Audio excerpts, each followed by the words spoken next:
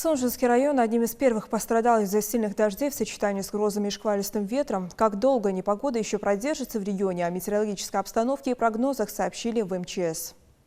Информация о штормовом предупреждении по линии Северокавказского ГМС поступила в оперативную дежурную смену ЦУКСа 5 мая текущего года.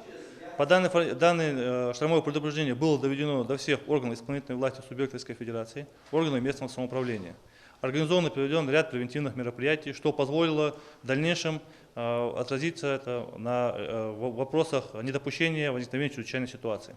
Проводится весь комплекс превентивных мероприятий по недопущению возникновения чрезвычайной ситуации.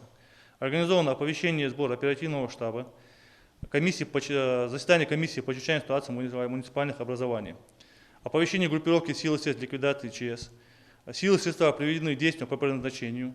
Там, где были потоплены дома, там, где были потоплены часть участков, работает группировка сил и средств. На данный момент у нас официально имеется подтвержденная информация, это потоплена у нас, вода находится в подвальном помещении Сунжинской скорой помощи.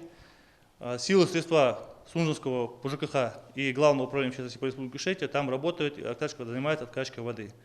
В дальнейшем все мероприятия, которые мы спланировали по недопущению возникновения ситуации, выполнены в полном объеме. Так что надеемся понимание на жителей республики. Завтра у нас по прогнозу дождей не будет.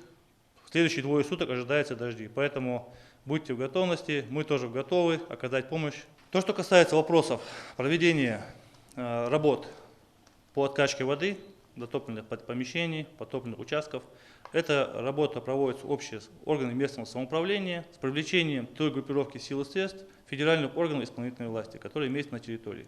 Поэтому все вопросы обращаться в органы местного самоуправления, они формируют группировку сил и средств, организовывают мероприятия, в которых участвуем и Главное управление в том числе. Плюс дополнительно у нас есть аварийно-спасательная служба республики, которая очень эффективно работает. Плюс дополнительно у нас есть в каждом муниципальном образовании есть своя группировка сил и средств. Поэтому население я хотел бы обратиться с просьбой с одной.